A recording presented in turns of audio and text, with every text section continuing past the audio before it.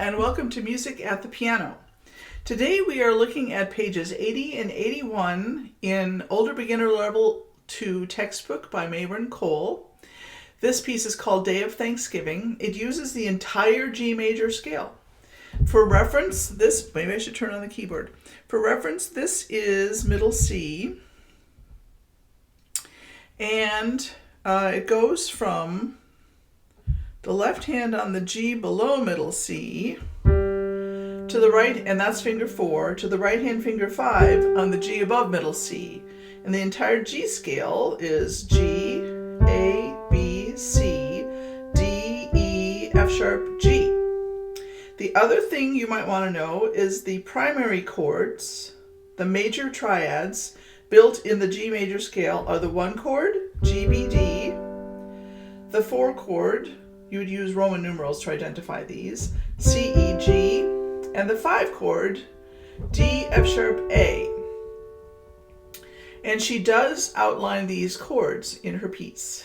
In the first 2 bars, we'll go over the intervals in a minute, that's the 1 chord. In the 3rd bar, you got C, E, G, that's the 4 chord. Then she doesn't really outline any different chords until you get to measure 13. And that is D, F sharp, A. That's the 5 chord in what's called first inversion, with the 3rd chord factor on the bottom. The F sharp is on the bottom. So that is the D chord in first inversion. That happens twice. And then she noodles around between part of the 1 chord and part of the 5 chord, and she ends up with the G in the bass, giving it a feeling for tonic. Tonic is 1. All right, now the intervals, lots of intervals here. So let's go over the interval exercise here at the bottom. A space to a space skipping a line is a 3rd. A line to a line skipping a space is a 3rd. Notice that thirds are either space, space, or line, line. Here's another 3rd, line, skip a space, line. Here's another 3rd, space, skip a line, space. All the rest are 4ths. Space, skip a line, skip a space, line. Space, skip a line, skip a space, line. Line on the bottom, skip a line, skip a space, skip a line, space on the top. Line on the bottom, I'm talking from the bottom to the top. Line on the bottom, skip a space, skip a line, space on the top. So in the music itself, you've got a 4th, a 3rd, 4th, 4th, 3rd. Then your right hand does a 3rd, and your left hand does a 4th. That is the 4 chord, the C, E, G chord, with the G on the bottom. That makes it technically in second inversion. And then you have 3rd, 3rd, 4th again. Then you have, starting on the F sharp, which is T, or the 7th scale degree, you have descending seconds until you walk back up to the 3rd on the bottom with D, E seconds on the top, 3rd on the bottom. Then we have the same measures 1 through 4 repeat, 9, 10, 11, and 12 are exact repetition of measures 1 through 4. Here you have a variation of measure 5. You have a 3rd, F sharp and A on the bottom, which is part of the 5 or dominant chord, and then F sharp down seconds, up a 4th to F sharp down seconds. And here you're doing parallel 6ths between the hands. The left hand plays B, A seconds, and the right hand plays G, F sharp, and those are parallel 6ths. And then you go down to that G. So I'm going to play it once, and I'll have you clap and count while I play and count. Then we'll go over the solfege of the single melody sections, and then I'll play it again, focusing on the dynamics. So the fingering you get is the fingering you stick with, 5 and 2.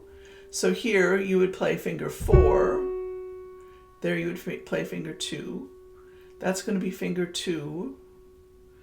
And then, go ahead and write the fingering in because they don't usually copy it. So if you think you're going to get confused, write that fingering in again down here, 5 and 2, and then this is 4 and 2. And you never move your hand. So where your fingers are is where your fingers are. And I would set it up with finger 4 of the right hand on the F sharp and drop the rest of your fingers there.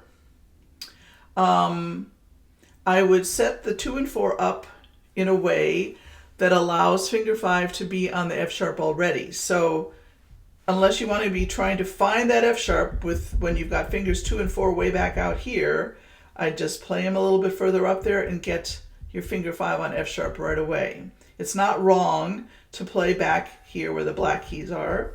What's wrong is to make your hand scrunch up to stay only on the white keys. And then you play with a very compromised arm and hand configuration because you're having to lift like this instead of playing in a natural position. The natural hand shape should allow for your fingers to operate as a unit from the metacarpal phalangeal joint, the arch here, as if you were picking up a pencil or anything. That's natural. You move like this. You don't hardly do anything in the world like this except if you're playing an instrument called the clavichord, which has a very light touch and little middle tangents. You can't hurt yourself playing the clavichord like this, but you can hurt yourself playing the piano like this because it interferes with, I hope that doesn't show up on the screen, notifications on the iPad, because you have to use so much force to play the piano. So clapping and counting, 1, 2, ready, clap. 1, 2, 3, 4. 1, 2, 3. Oops, I did that wrong. I'm going to do that again because I didn't pay attention to the slur. 1, 2, here we go. 1, 2, 3, 4. 1, 2, 3, 4. 1, 2, 3, 4. 1, 2, 3, 4. 1, 2, 3, 4. 1, 2, 3, 4. 1, 2, 3, 4. 1, 2, 3, 4. 1, 2, 3, 4. 1, 2, 3, 4. 1, 2, 3, 4. 1, 2, 3, 4. 1, 2, 3, 4. 1, 2, 3, 4. Retardando. Put the pedal down. Lift everybody and the pedal together. Lots of stuff going on here. You might want to practice each hand alone for a while, counting your rests very carefully. 1, 2, rest, 4. 1, 2, rest, 4.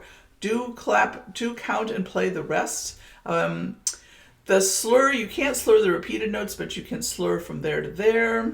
And then this is great for practicing your relaxed arm drop. Your firm fingertips, you lift your wrist, you drop your arm weight as if you were dropping into your lap. Just a relaxed arm drop with firm fingertips. That's very difficult to do because you have to have the firm fingertips without having a stiff arm. You have to have a relaxed arm and firm fingertips. All right.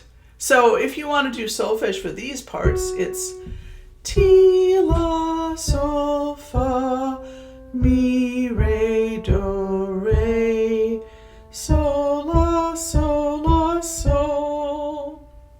And then over here it's Ti, La, Sol, Fa, Ti, La, Sol, Fa, Do, Ti, Do, Ti, Do. And that's that. I'll play it one more time. 1, 2, here I go.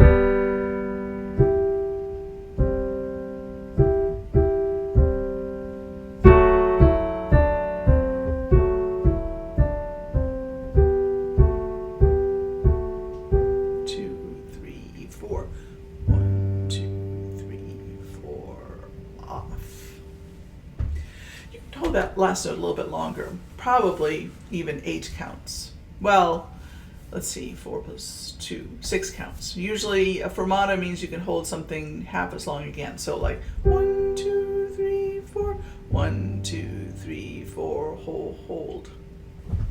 All right, have fun with that. Thank you. If you watched it all the way to the end, please like and subscribe. And if this is a little confusing to you, there is a link to all the previous videos in this playlist.